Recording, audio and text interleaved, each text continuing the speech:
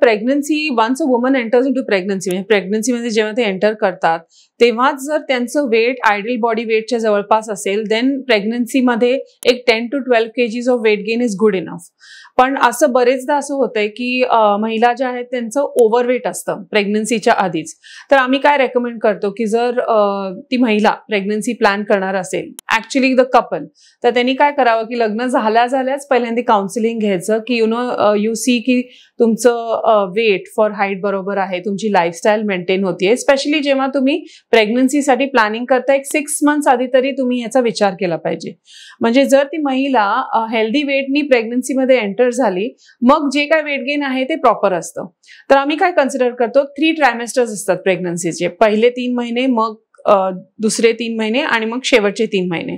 So first 3 months usually weight gain खूप झालं नाही पाहिजे, कारण ते अशी फिटल ग्रोथ म्हणजे जी बेबीची ग्रोथ असते ती जवळपास नेग्लिजिबल असते.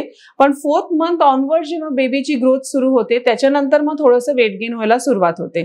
पण फर्स्ट 3 months आम्ही असं कन्सिडर करतो की तुमचं प्रेग्नन्सीच्या आधी जे वेट असतं तेच साधारण तुम्ही मेंटेन ठेवायची कोशिश केली पाहिजे.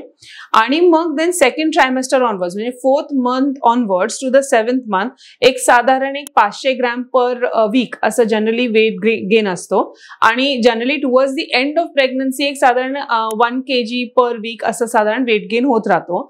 So second trimester and the last trimester ह्याच्यामध्ये मॅक्सिमम वेट गेन झाला पाहिजे आणि फर्स्ट 3 months मध्ये शक्यतो वेट गेन होऊ नये, म्हणजे एक हेल्दी प्रेग्नन्सीचा आउटकम आपल्याला मिळतो.